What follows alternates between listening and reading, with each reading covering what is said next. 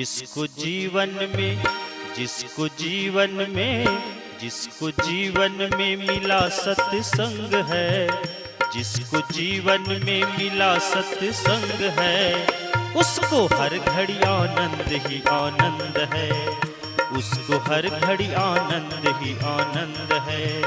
जिसका ईश्वर से जिसका ईश्वर से जिसका ईश्वर से जुड़ा संबंध है, उसको हर घड़ी आनंद ही आनंद है, उसको हर घड़ी आनंद ही आनंद है।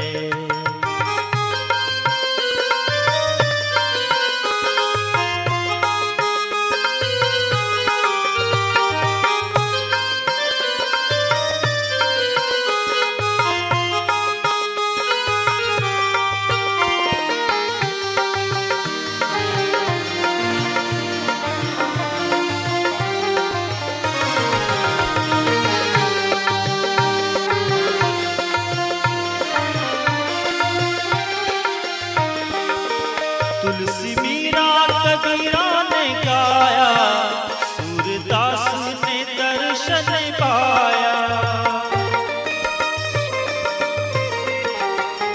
तुलसी मीरा तुलसी मीरा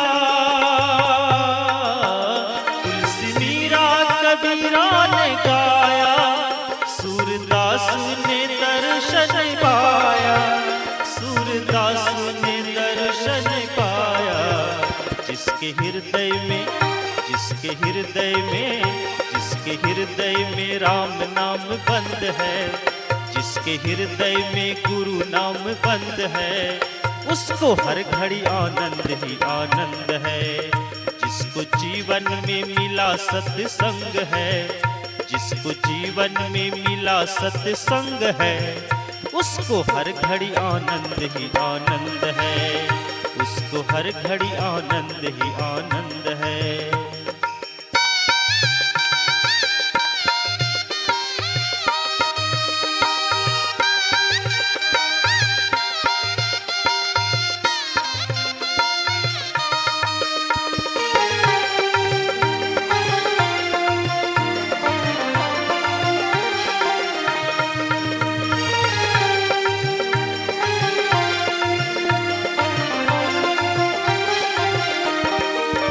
जिसका जीवन ये सत्संग में ढल गया, उसके पापों का पर्वत भी गल गया। जिसका जीवन ये जिसका जीवन ये जिसका जीवन ये सत्संग में ढल गया, उसके पापों का पर्वत भी गल गया, उसके पापों का पर्वत भी गल गया। रोम रोम में रोम रोम में रोम रोम में बसे गोविंद हैं, रोम रोम में बसे भगवंत हैं, उसको हर घड़ी आनंद ही आनंद है। जिसको जीवन में मिला सत्संग है, जिसको जीवन में मिला सत्संग है, उसको हर घड़ी आनंद ही आनंद है, उसको हर घड़ी आनंद ही आनंद है।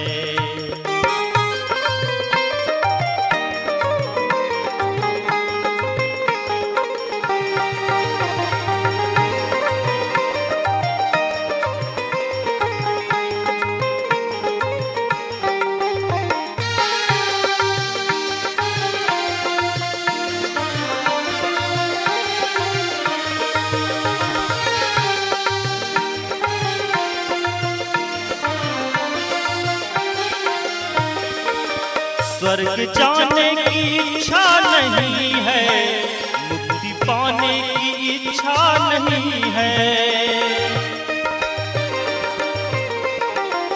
स्वर्ग जाने की इच्छा नहीं है, मुक्ति पाने की इच्छा नहीं है।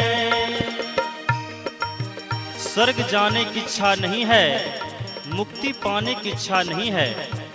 ऐसी क्या बात है सत्संग में, स्वर्ग भी जाने की इच्छा नहीं है और मुक्ति भी पाने की इच्छा नहीं है।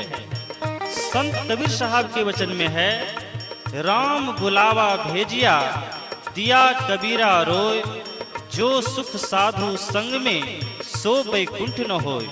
इसीलिए स्वर्ग भी जाने की इच्छा नहीं है और मुक्ति भी पाने की इच्छा नहीं है। स्वर्ग जाने की इच्छा नहीं है, मुक्ति पाने की इच्छा नहीं है। स्वर्ग जाने की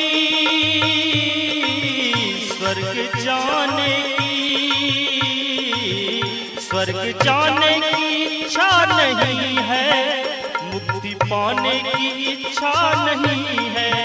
मुक्ति पाने की इच्छा नहीं है। साधु संतों को परमानंद है। साधु संतों को परमानंद है। उसको हर घड़ी आनंद ही आनंद है। जिसको जीवन में मिला सत्संग है, जिसको जीवन में मिला सत्संग है, उसको हर घड़ी आनंद ही आनंद है। उसको हर घड़ी आनंद ही आनंद है। जिसका ईश्वर से जुड़ा संबंध है, जिसका ईश्वर से जुड़ा संबंध है, उसको हर घड़ी आनंद ही आनंद है। उसको हर घड़ी आनंद ही आनंद है। उसको हर घड़ी आनंद ही आनंद है। उसको हर घड़ी आनंद ही आनंद है।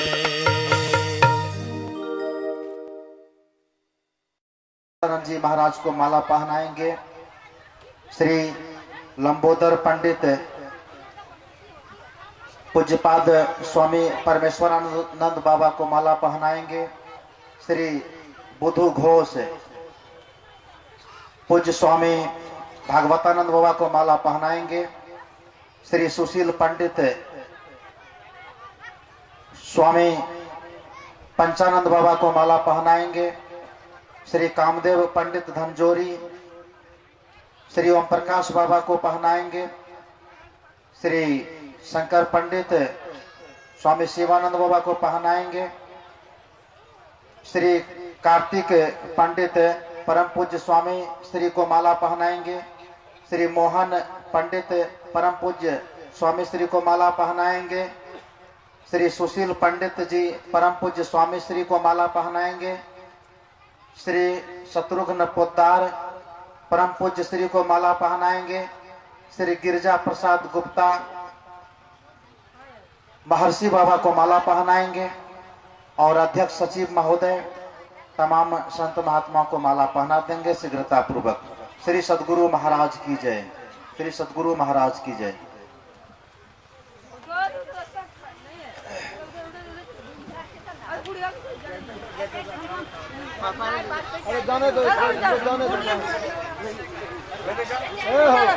कृपया शांति बरतें। कार्यकर्ता मुस्तैदी से डटे रहें। आज समापन सत्र का अंतिम परम पूज्य श्री के द्वारा उपसंहार के रूप में तीनों सत्रों के सारे प्रवचनों का सार भक्ति विषय के माध्यम से आप जो चूंकि प्रतिपाद्य विषय पूर्व घोषित है और अभी पाठ भी हुआ। कागभूषण जी महाराज और गौड़ जी महाराज का संवाद भक्ति योग। आइए की प्रस्तुति श्री मनोहर पंडित स्वागत समिति के सचिव सह कलाकार। हनुमान जी की मूर्ति इन्हीं के द्वारा गढ़ी गई है सामने में। आइए शीघ्रता बरतेंगे। श्री सद्गुरुवे नमः। प्रथम वक्ता के रूप में आप हैं महर्षि मही आश्रम तिरुपति के स्वामी भागवतानंद बाबा। श्री सद्गुरु महाराज की जय। लंघयते गिरिं यत्कृपातमहं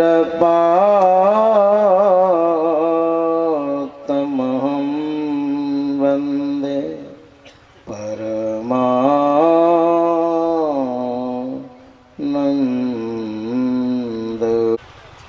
स्वामी श्री व्यासानंद जी महाराज जी के चरण कमल में कोटिशः नमन तथा पूज्य साधु चरण, विद्वज्जन, सज्जन वृंद, आदरणीय माताओं तथा भक्तिमती बहनों, प्रेम से और जोर से सदगुरु महाराज जी की जय जयकार करें। श्री सदगुरु महाराज की जय। अभी हम लोग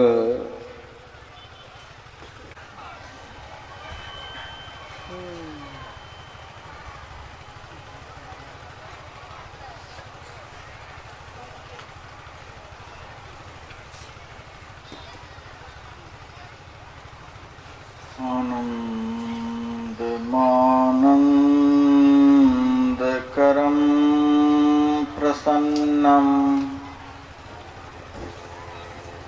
ज्ञानस्वरूपं निजबोधरूपं योगीन्द्रमेड्यं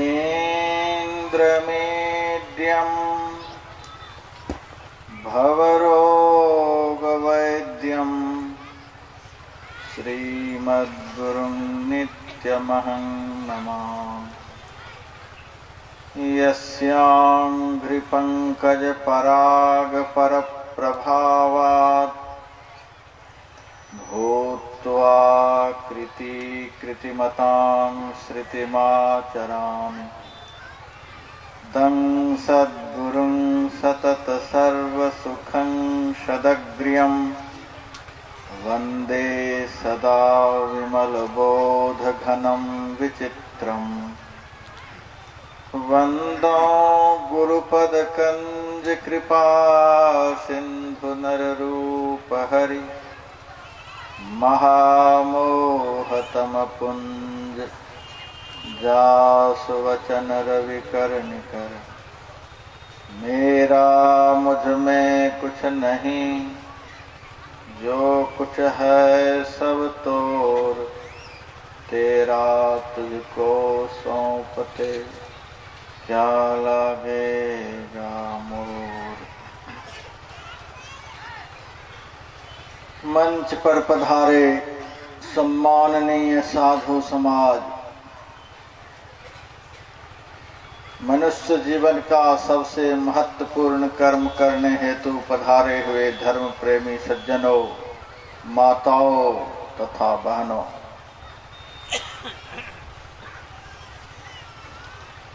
एक बात मैं आप लोगों से पहले पूछना चाहूंगा। आप लोग मेरे को बुलाए हैं कि मैं आप लोगों को बुलाया हूं? कोई बोलेंगे?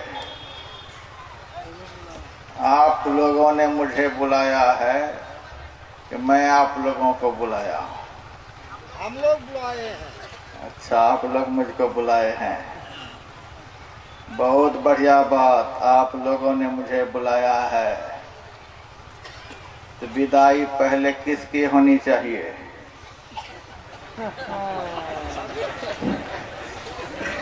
मेरी विदाई करेंगे आपकी, आपकी विदाई मैं करूं, दो बात है।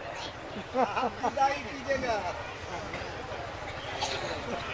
यदि आप लोग मेरी विदाई करेंगे, धर्म तो यही कहता है जो बुलाए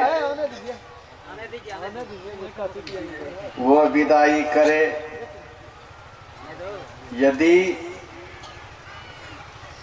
मेरे मंच पर से जाने से पहले आप लोग चले गए, तब बात आपकी झूठी होगी कि नहीं होगी? मेरे मंच पर से उतरने के पहले ही यदि आप उतर कर चले गए, तब किसकी विदाई हुई? इन बातों पर थोड़ा सा ध्यान देंगे। संत मत में 3 आचार की बड़ी महिमा है: सदाचार, सुचाचार और शिष्टाचार। इसी को धर्म की रीढ़ कहते हैं। ये जिनके कमजोर हैं उनसे ध्यान नहीं होंगे। आपने आदर पूर्वक सम्मान पूर्वक आमंत्रित करके मंचस्थ महात्माओं को बुलाया है और ये साधु महात्मा जहां तहां से आपको आकर दर्शन दे रहे हैं, उपदेश सुना रहे हैं और ये बैठे रहेंगे। और आप लोग यदि इनको छोड़कर पहले ही चले गए तो शिष्टाचार हुआ? शिष्टाचार का पालन नहीं हुआ तो चार चीजें आपके साथ ही चली जाएंगी, मिलेंगी नहीं। शिष्टाचार का पालन करने से चार चीजें मिलती हैं। अभिवादनशीलस्य नित्यं वृद्धोपसेविनः चत्वारि तस्य वर्धन्ते आयुर्विद्या यशोबलम। यदि इतने सारे मंचस्थ महात्माओं का आप सम्मान करेंगे, इनके जाने के बाद, इनके मंच पर से उतरने के बाद, फिर जब आप इनके पीछे पीछे जाएंगे तो आपकी चार चीजें बढ़ेंगी। सबसे पहली चीज आयु बढ़ेगी। आयु बढ़ेगी। कोई चाहते हैं मैं खत्म हो जाऊं? 90 साल का बुढ़ा चारपाई पर सड़ रहा था। मैं उनकी दुर्गति को देखकर कहा, वृद्ध महाराज, आप चारपाई पर पड़े पड़े कष्ट के मारे कराह रहे हो, कहो तो मैं भगवान से प्रार्थना करूं, भगवान आपको उठा ले। वह बुढ़ा बहुत जोर से मेरे ऊपर बिगड़ा, भगवान तुमको उठा ले, हमको क्यों उठाएंगे? 90 साल की उम्र में भी जीने की कितनी इच्छा है, सब जीना चाहता है। आयु, लंबी आयु सबको पसंद है। यदि आप लोग चार प्रकार के वृद्धों की सेवा करेंगे, सम्मान करेंगे, आपकी सबसे पहले आयु बढ़ जाएगी। एक नंबर में होते हैं ज्ञान वृद्ध। आयु कम है लेकिन ज्ञान बहुत है, आपसे श्रेष्ठ हैं, ज्ञान वृद्ध। दूसरे नंबर में है पद वृद्ध। आयु कम है लेकिन पद बहुत बड़ा है। आप हैं चपरासी और वह है डीएम, सम्मान देना पड़ेगा। तीसरे नंबर में है संबंध वृद्ध। आयु कम है लेकिन आपके चाचा लगते हैं, सम्मान देना होगा, मामा लगते हैं। आखिर में है वयोवृद्ध, आपसे उम्र में बड़े हैं। इन चार प्रकार के वृद्धों की सेवा, आदर, मान, सम्मान जो करते हैं, एक नंबर में उनकी आयु बढ़ जाती है। 8 साल की उम्र थी आचार्य शंकर की, जब उन्होंने आचार्य गोविंद पाद को नमन किया, उनकी आयु बढ़कर 16 साल हो गई। और उत्तर काशी में जब भगवान वेद व्यास जी को प्रणाम किया, आदर किया, उनकी आयु 32 साल की हो गई। श्री सद्गुरु महाराज की जय। अपने से बड़ों का सम्मान करने से सबसे पहले आयु बढ़ती है। दूसरे नंबर में विद्या बढ़ती है। सा विद्या या विमुक्तये, मुक्ति प्रदायिनी विद्या की वृद्धि होगी। संसार में यश बढ़ता है। चौथे नंबर में शारीरिक बल बढ़ता है। यही भगवान बुद्ध ने भी कहा, अभिवादनशीलस्य नित्यम बड्ढो बसे विन चत्तारि धम्मा बद्धन्ते आयु वन्नम सुखम बसी। आयु वर्णम यानी सुंदरता, आपकी सुंदरता बढ़ेगी, सुख बढ़ेगा और संसार में आपका यश बढ़ेगा। यदि इन चारों दुर्लभ पदार्थों की अभिवृद्धि चाहते हैं तो कभी भी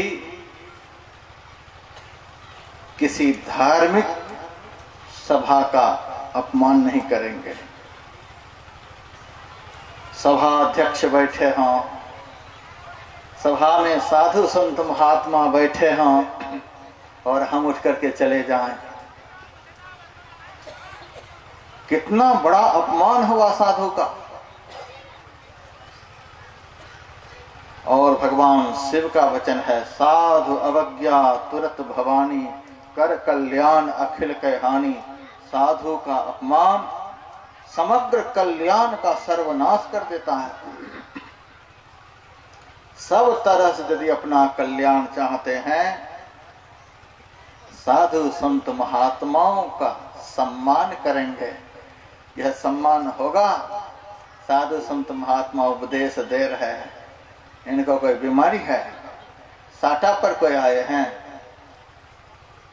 आपको उपदेश दे रहे हैं, आपका कल्याण कर रहे हैं, आपका उद्धार कर रहे हैं, आपको अपनी देह की पवित्र आभा दे रहे हैं। और इतना लाभ देने वाले को तिरस्कृत करके यहाँ से चले जाना, क्या यह संत मत की परिभाषा है? आप लोगों से मेरा आग्रह होगा, केवल मेरे ही कार्यक्रम में नहीं, जहाँ कहीं भी साधु संत महात्मा पधारे हों, जब तक वे मंच पर से उठकर खड़े न हो जाएं, तब तक हम लोगों को उठना नहीं चाहिए। यह है शिष्टाचार,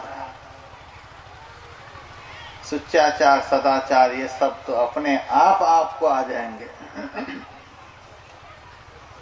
यदि इतना सम्मान नहीं करना है आपको,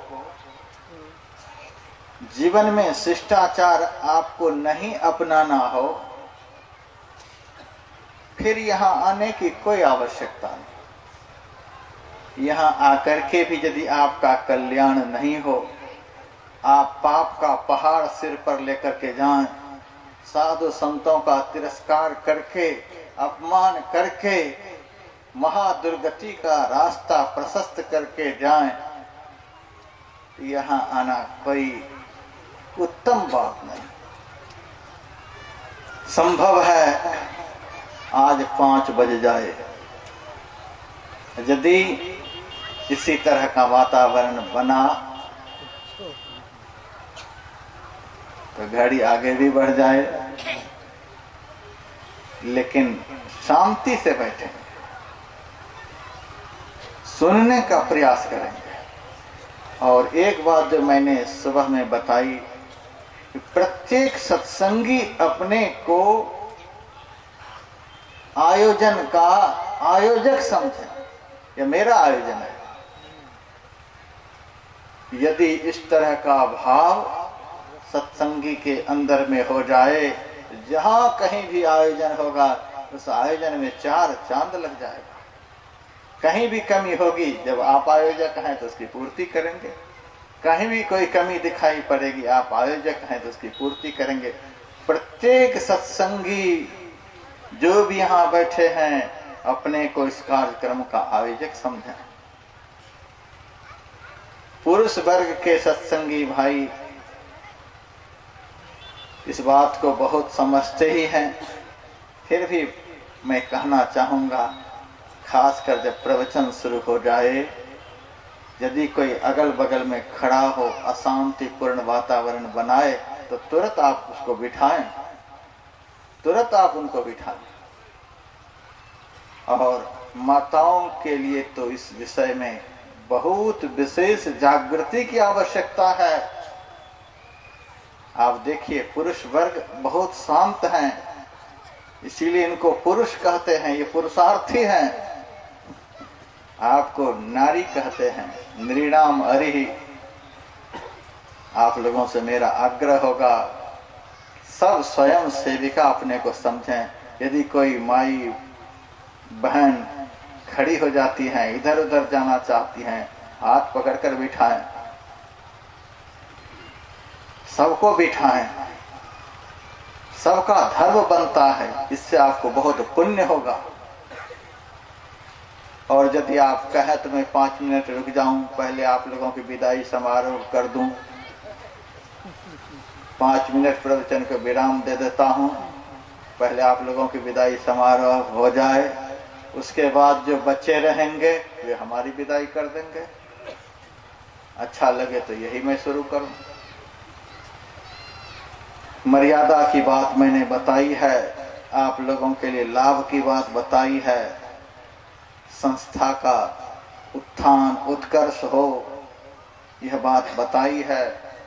प्रत्येक सत्संगी भाई बहन इन बातों पर ध्यान देंगे, नहीं तो यज्ञ भंग कर जाने से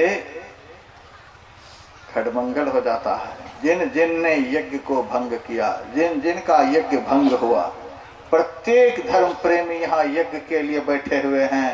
भले ही मैं स्वाहा स्वाहा नहीं बोल रहा हूँ, लेकिन गुरु महाराज की कृपा से आप सबके पाप स्वाहा हो रहे हैं। श्री सद्गुरु महाराज की जय। इस यज्ञ को पूर्णाहुति किए बगैर आप लोग नहीं जाएं, यज्ञ का पूर्ण फल प्राप्त होगा। और इस यज्ञ का तो फल प्रत्यक्षावगमं धर्म्यं सुसुखं कर्तुमव्ययम्, प्रत्यक्ष फल देने वाला यह सत्संग यज्ञ है। सुसुखम, सुंदर सुख, अखंड सुख, मोक्ष प्रदान करने वाला यह यज्ञ है।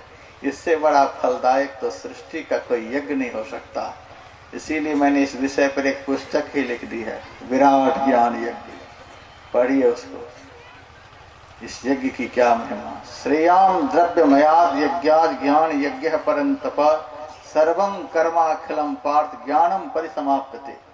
सारे बंधन दायक कर्म को विध्वंस कर देने वाला, स्वाहा कर देने वाला यह विराट ज्ञान यज्ञ है। इस यज्ञ का पूर्ण फल आरती रूपी पूर्णाहुति के बाद ही प्राप्त होता है। हे सत्संगी भाई बहनों, इस सत्संग की मर्यादा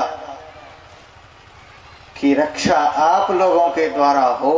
गुरु महाराज आप लोगों को सामर्थ्य दे, यह मैं आप लोगों से शुभकामना करता हूं।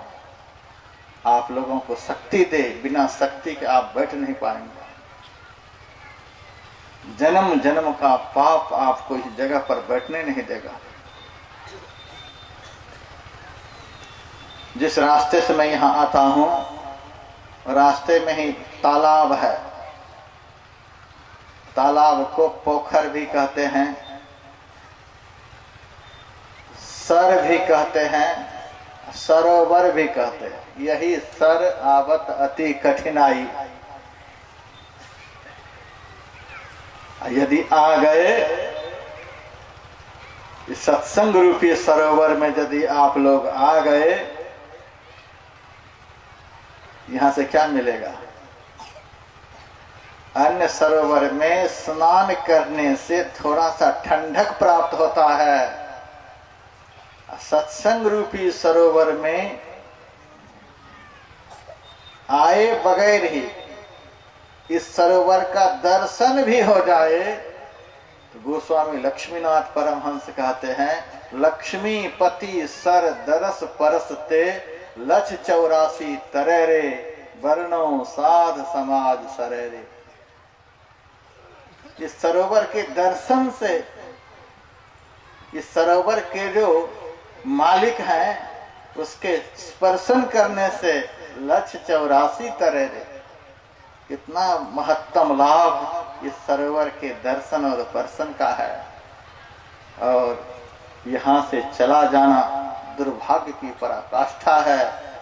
मैं धिक्कारूंगा उस सत्संगी को जो आरती से पहले यहाँ से भागेंगे, धिक्कारूंगा। इसीलिए आप लोग सावधानी पूर्वक बैठे रहिए। बहुत सुंदर प्रसंग है। इससे बढ़कर प्रसंग क्या हो सकता है? भक्ति की महिमा। यल्लब्ध्वा पुमान् तृप्तो भवति आत्मा रामो भवति सिद्धो भवति अमृतो भवति। नारद भक्ति सूत्र में लिखा हुआ है। जिस भक्ति की महिमा में सुनाने के लिए जा रहा हूं, इस भक्ति की प्राप्ति होने पर पुमान् तृप्तो भवति, आप लोग तृप्त हो जाएंगे, पूर्ण आत्म तृप्ति प्राप्त होगी। आत्मा रामो भवति, अपनी आत्मा में आप रमन करने लग जाएंगे। सिद्धो भवति, आप सिद्ध हो जाएंगे। अणिमा महिमा गरिमा लघिमा प्राप्ति प्राकाम ईशित वसित, ये अष्ट सिद्धियां आपको प्राप्त हो जाएंगी। अमृतो भवति, अमरत्व की प्राप्ति हो जाएगी। जन्म मरण का दुख खत्म हो जाएगा। यत् प्राप्य पुमान् न किंचित वांछति, भक्ति की प्राप्ति यदि किसी को हो जाए तो पुमान् न किंचित वांछति, वह पुरुष संसार में कुछ चाहता नहीं है, उसकी सारी चाहनाएं पूर्ण हो जाती है। न सोचती, कोई चिंता नहीं, वह निश्चिंत हो जाता है।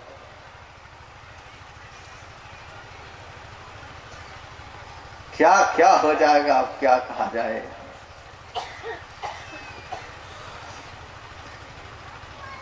भगवान श्री राम ने कागभूषुंड जी से कहा, हे कागभूषुंड, आज मेरे से तू वरदान मांग, मैं बहुत खुश हूं।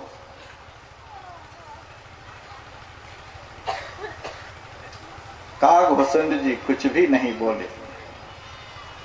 सच्चा भक्त जो होता है वो मांगता ही नहीं, मांगने वाला बिल्कुल भिखारी होता है। भगवान से भी मांगना साधु संत महात्मा सच्चा भक्त उचित नहीं समझते, कुछ नहीं बोलते। मांगो वरदान, कुछ भी नहीं बोलते। अणिमा दिक्सिद्धि अपर रिधि मोच सकल सुखानि, मांग ये सब, कुछ भी नहीं बोलते। ज्ञान विवेक विरति विज्ञाना मुनि दुर्लभ गुण जे जग नाना। मांग क्या सब चाहता है बता। रिद्धि सिद्धि चाहिए, कुछ भी नहीं। देखिए भक्ति कब प्राप्त होती है, भक्ति किसको प्राप्त होती है? जिसका अंतःकरण कागभूषुंड के जैसा संतुष्ट होता है। भगवान कह रहे हैं फिर भी हाय हाय की कोई बात नहीं है। अष्ट सिद्धि ले लो, नव निधि ले लो, सामीप्य मुक्ति, सारूप्य मुक्ति, सालोक्य मुक्ति, सायुज्य मुक्ति, लो ये चारों मुक्तियां। सुख का भंडार चाहते हो तो वह भी ले लो, कुछ भी नहीं। ज्ञान ले लो, ज्ञान तो सब चाहते हैं। अहो कागभूषुंड कैसे भक्त ज्ञान में भी चुप हो गए, ज्ञान में भी चुप हो गए। आप लोगों को लगेगा कैसा भक्त है, भगवान से ज्ञान भी नहीं ले रहे हैं। ज्ञान ले लो, कुछ भी नहीं बोलते। विवेक ले लो, बिनु सत्संग विवेक न होई। विवेक की ऐसी महिमा है, लेकिन विवेक में भी चुप रह गए। वैराग्य ले लो, फिर भी चुप हो गए। सब वैरागी बनना चाहते हैं। विज्ञान ले लो, विशेष ज्ञान ले लो, कुछ भी नहीं बोलते। मुनि दुर्लभ गुण जे जगनाना, मुनियों के लिए भी जो अनेकों प्रकार के दुर्लभ गुण हैं वे सब ले लो। फिर भी नहीं बोलते हैं। एक एक एक एक करके कह रहे हैं यह ले लो यह ले लो, कुछ नहीं बोलते हैं। भगवान के मन में हुआ, लगता है कि एक एक कोई लेना नहीं चाहता, यह सब लेना चाहता है। तब भगवान कहते आज दे हूं सब, आज मैं तुमको सब दे रहा हूं, सब ले लो, जितना मैंने कहा सब ले लो। आज दे हूं सब संशय नाही, मांग जो तो ही भाव मन माही। आज सब देता हूं, फिर भी चुप।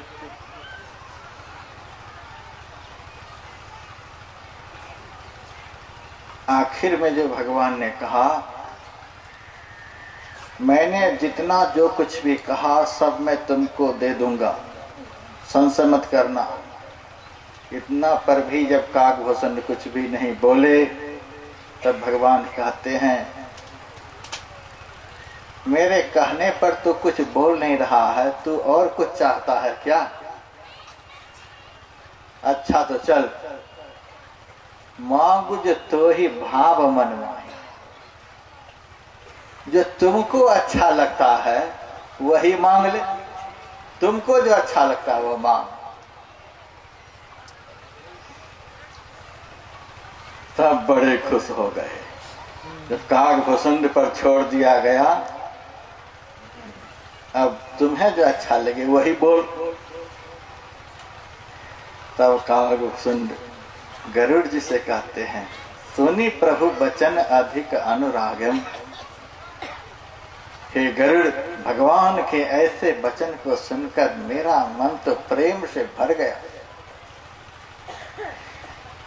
उसके बाद मैं अपने मन में अनुमान करने लग गया कि अब मांगू क्या, मैं क्या मांगू। मेरे ऊपर भगवान ने छोड़ दिया। अनुमान करने लगा, विचार करने लगा, अब मैं भगवान से क्या मांगू। सोच करने लगे, चिंता करने लगे, निर्णय करने लगे अपने अंदर में, क्या मांगू। हे गरुड़, भगवान जितनी चीजें बताई, यह ले लो यह ले लो, उनमें से तुम्हें कुछ लेने वाला हो नहीं। भगवान एक चीज नहीं बोले। बहुत बड़ी लिस्ट तो भगवान दिए कि यह ले लो यह ले लो, लेकिन उस लिस्ट में एक चीज नहीं। यदि किसी सत्संगी भाई बहन को नींद आए तो सावधान हो जाए, कल जो खोपड़ी पर बैठकर सत्संग सुनकर चला जाएगा। एक बात पर काकभूषण जी महाराज विचार करने लग गए। भगवान जो लिस्ट दिए उस लिस्ट में एक चीज नहीं है।